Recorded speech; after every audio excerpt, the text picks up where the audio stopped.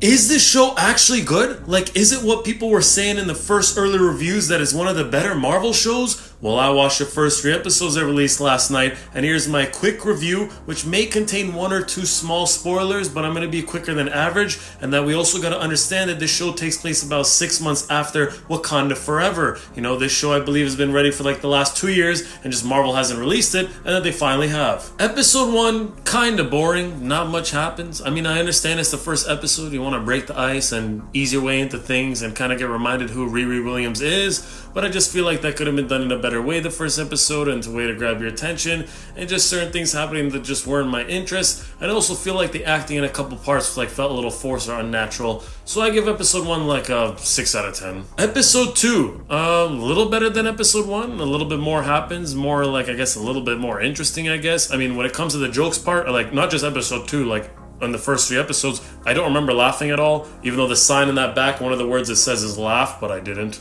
I will say the actress who plays Riri Williams, Dominique Throne, I think she's doing a good job, and I think she plays the character well. There are a couple plot points that don't make sense to me, but I will say that in terms of characters and their interactions with other characters, especially the main ones that we're seeing in each episode, I feel like throughout the first 3 episodes, that is slowly getting better. I give episode 2 like a 6.5 out of 10, little improvement. Episode 3. Now this is where things can get a little bit interesting, where you could get your attention a little bit more, especially with the way it ended, which I kind of like the way it ended in terms of certain characters and what happened and what they find out, which kind of makes me a little bit interested in for the next episode to see how these characters are going to react against the others. When I said 1 or 2 small spoilers, this is one of them. Obadiah Stane gets mentioned, and then we find out Joe in this show is the son, and that Joe is not his real name. So I wouldn't be surprised as the show goes on if there's any other references or cameos or mentions about anything related to Iron Man from his 3 movies or etc. Also, the hood is starting to get a little better. The first half of the episode was meh, but the second half definitely got better, so I would give this episode like a nice 7.5 out of 10.